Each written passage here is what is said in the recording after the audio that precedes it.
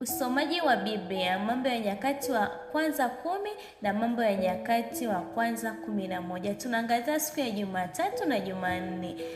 Kemea, tubu na thawabu. Ndugu mpendwa, wote ni wapendao mimi na wakemea na kuwarudi. Yesu anatuambia kwenye Ufunuo 3 fungu la 19, basi uwe na bidii na kutubu. Tunapaswa kuwa na bidii katika kumtafuta yeye, na tunapotenda dhambi tunapaswa kujirudi kwa Mungu. Anapotukemea anatupenda, na siku zote shahidi aliye mwaminifu ana upendo kwetu sisi wanadamu. Yesu anapotukemea ni kwa sababu ya upendo wake kwetu, ili turudi kwake na kutubu, na tunapotubu anatupatia thawabu, yaani zawadi ya pekee katika maisha yetu inayotoka kwake. Kwa hiyo mpendwa, anatupenda kwa upendo wenye kina sana, kiasi cha kukemea kutokana na hali yetu ya sasa. Anapotukemea anatamani turudishe uhusiano ulio mzuri zaidi katika maisha yetu. Kwa hiyo anatukemea kwa upendo, anatamani turudi katika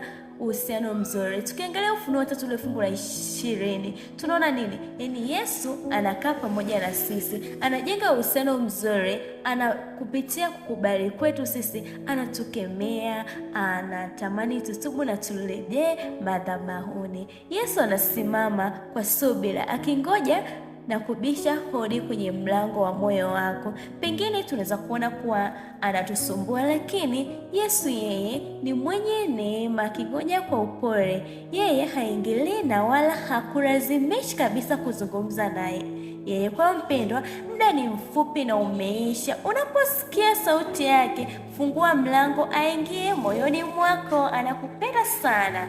Jumanne, upendo wa milele, upendo wa milele. Ndugu mpendwa, upendo huu ulikuwepo tangu mwanzo, hata kabla hajatuumba. Ndio maana alituumba kwa sura na mfano wake, akidhihirisha upendo wake kwetu. Na zaidi ya yote, nataka nikwambia kuwa baada ya kuona ya kuwa hali zetu zilivyo, anatukemea, tunatubu na kujirudi. Sasa Yesu anasema ya kuwa atatuvika taji ya uzima wa milele, maana sisi tuna haki juu ya mambo yote. Na zaidi ya yote, Yesu anaelewa hali yetu ya kutojali na ya uvuguvugu, na anajihusisha na sisi. Kwa hiyo kama wanafunzi bora tunapaswa kumrudia Yesu, maana upendo unahitaji ushirikiano baina yetu na Mungu. Kwa hiyo kama mwana alivyompenda Baba, na sisi tunapaswa kumpenda hivyo hivyo. Lakini tutampenda vipi sasa? Huo upendo unajidhihirishaje katika maisha yetu? Kwanza, kwa kutii amri na kuzishika.